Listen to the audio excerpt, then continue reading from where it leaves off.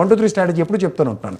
ఇవాళ నితీష్ కుమార్ గారు బీహార్లో వాళ్ళకి అనున్యుడు, ఇవాళ క్లచర్స్ మీద ఉన్న ఓ చంద్రబాబు గారి ధర్మం అని, ఓ నితీష్ కుమార్ గారి ధర్మం అని ఉన్న ఆ ప్రభుత్వంలో కూడా మీరు గమనించుకోగలిగితే ఆయన ఇవాళ బీహార్ విషయంలో ఫుడ్ డౌన్ చేసి మాడారు. సో ఇవాళ రాజకీయాల్లో ఎవరి ఎదుగుదలకైనా ఎవరి ప్రభావం చూపించడానికైనా ఇవాళ పవన్ కళ్యాణ్ గారు అనే ఒక అస్త్రం బీజేపీ పార్టీకి ఎప్పుడైతే దొరికిందో దాన్ని ఖచ్చితంగా సద్వినియోగపరచుకునే కార్యక్రమంలోనే ఉంటారు వాళ్ళు. ఇవాళ ఉన్న పొలిటికల్ ఈక్వేషన్స్లో ఓ పక్క లోకేష్ గారు మొమెంటం డెవలప్ అయితే అత్యంత సన్నిహితుడు అండి దేవగౌడ గారు చంద్రబాబు నాయుడు గారికి. మీరు ఎన్నెన్నో చూడండి కావాలంటే ఈవెన్ ధర్మ పోరాట దీక్షల్లో కూడా ఒక ఒడ్డు నిలబడిన వ్యక్తి అయినా అలాంటిది ఆయన్ని వాళ్ళ ఫ్లోర్ ఆఫ్ ద హౌస్లో ఏ విధంగా మాడించారో మీరు గమనించుకోండి. ఎన్డీఏ చైర్పర్సన్ విషయంలో కానీ డిప్యూటీ చైర్పర్సన్ విషయంలో దీస్ ఆర్ ఆల్ ఒక పక్కన తెలుగుదేశం పరంగా లోకేష్ గారు మూవ్స్ కనబడుతున్నప్పుడు వాళ్ళు కూడా అంతే ప్రోయాక్టివ్ మూవ్స్ చూపిస్తున్నారు. ఇవాళ మీరు ఎంత కాదన్నా పవన్ కళ్యాణ్ గారు క్యాబినెట్ మీటింగ్కి వెళ్ళింది ఒక చర్చనీయాంశం అయిందా లేదా, తదనంతర పరిణామంలో మ్యూజికల్ చైర్కి వెళ్ళారు ఆయన ఆ మ్యూజికల్ ఈవెంట్కి. రేపు మళ్ళీ క్యాబినెట్ ఉంది, వాళ్ళు ఢిల్లీ ప్రయాణం వల్ల క్యాబినెట్ పోస్ట్ పోన్ అయింది. రేపు మళ్ళీ చంద్రబాబు గారు రేపల్లిలో క్యాబినెట్ మీటింగ్ కాల్ఫర్ అవుతుంది. అప్పుడు డెవలప్మెంట్స్ ఏంటో చూడాలి కదా. అండ్ మోర్ ఓవర్ ఇవాళ the promises which are made by this కూటమి ఇవాళ ఏదైతే ఉన్నాయో వీటి విషయంలో అందరిలాగా నాకు అది సంబంధం లేని విషయాన్ని పక్క వెళ్ళిపోయే మనిషి అయితే పవన్ కళ్యాణ్ గారు కాదు. గ్యారంటీగా ఆ బడ్జెట్ డిబేట్స్లోనూ బడ్జెట్ డిస్కషన్స్లోనూ certain things he will definitely food down. Okay Aruna garu ఏంటి ప్రసాద్ గారు ఏదో చెప్తున్నారు పవన్ కళ్యాణ్ గారు అడుగుల మీద. సార్ వీళ్ళు ఎన్ని రకాలుగా మాట్లాడుకున్నా పవన్ కళ్యాణ్ గారు కూటమి కలిసి ఉండాలనుకున్నన్ని రోజులు ఆయన భావించిన రోజులు కూటమి కలిసే ఉండేది. ఆయన ఇంకా అవసరం లేదు అనుకున్నప్పుడు మాత్రమే డిస్టర్బెన్స్ అనేది వచ్చింది. ఇది మాత్రం క్లియర్ సార్. ఎందుకంటే ఈ కూటమిని కలపడానికి అన్ని రకాలుగాను అందరిని ఒప్పించడంలోను త్యాగాలు చేయడంలోను ఎవరినైనా సరే నొప్పించినా సరే ఈయన త్యాగం ద్వారా ఎవరైనా నొప్పించుకొని బయటకు వెళ్ళినా సరే వీటన్నింటికి కూడా ప్రధానంగా ఫస్ట్ స్టెప్ తీసుకొని నిలబడింది. ఆ స్టెప్పే చివరి వరకు అలాగే ఆ స్టెప్ మీద నిలబడిన వ్యక్తి పవన్ కళ్యాణ్ గారు. ఇవాళ కూటమి యొక్క కలయిక అలాగే దాని కొనసాగింపు అనేది కూడా పూర్తిగా ఆయన నిర్ణయం మీదే ఆధారపడినటువంటి అంశం. ఇందులో ఇంక వీరు ఎన్ని రకాలుగా పొలాలు పెట్టాలి అనుకున్నా సరే ఇది జరిగే కాదు. పొలాలు పెడుతున్నారా ప్రసాద్ గారు? నేను పొలలేదు సార్. అది ఇవాళ పొలిటిక్స్లో ఎవరికైనా సరే సస్టైనిటీ అనేది చాలా ఇంపార్టెంట్. ఇప్పుడు తెలుగుదేశం పరంగా లోకేష్ గారు మూవ్ వచ్చినప్పుడే కదా యువతలు ఎన్డీఏ పరంగా బీజేపీ మూవ్స్ కనబడుతున్నాయి కదా. లేదా దేవగౌడ గారికి ఫ్లోర్ ఆఫ్ ద హౌస్లో మాట్లాడవలసిన అవసరం వచ్చిందండి. మీరు గమనించండి దీనిలో పొలిటికల్ డెవలప్మెంట్స్.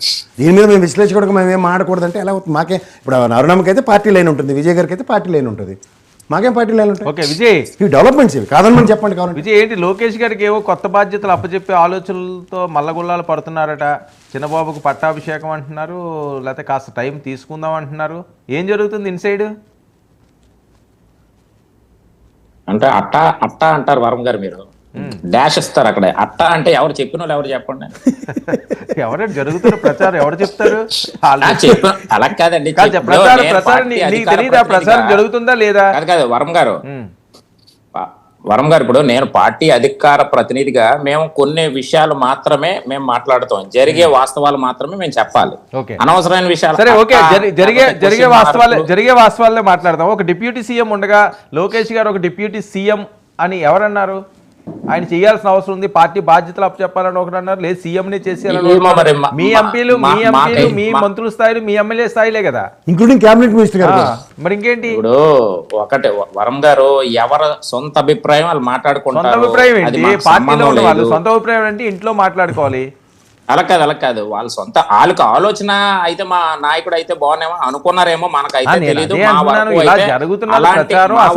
ఏంటి అని నేను అందుకనే కదా అడిగింది విజయ్. అలా కాదు మా వరకు అలాంటి ఆలోచన ఏమి లేదు. లోకేష్ గారు ఒకటే అన్నారు, నా అన్న సమానుడైనటువంటి పవన్ కళ్యాణ్ గారు అంటే అక్కడే మీకు అర్థం అవ్వాలి, అన్నగా భావించే లోకేష్ గారు డిప్యూటీ సీఎం హోదాలోనే పవన్ కళ్యాణ్ గారు ఇంకా రాష్ట్రానికి మంచి సేవలు అందించాలి, ఈ కూటమితో కలిసి వెళ్ళాలి అన్నటువంటి అర్థం. అది అర్థం తెలియనటువంటి వేరే ఎవరన్నా యూజ్లెస్ ఉంటే మరి మేము ఏం చెప్పలేం.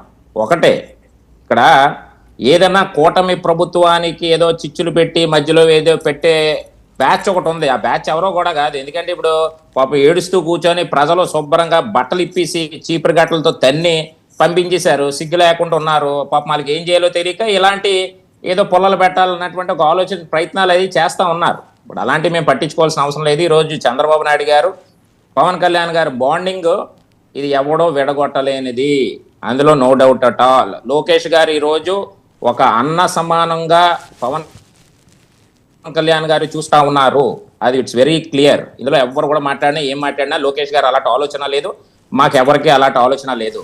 ఈరోజు కూటమి ప్రభుత్వం ద్వారా గత 5 సంవత్సరాల కాలంలో ఏ విధంగా దోపిడీలు, ల్యాండ్, శాండ్, వైన్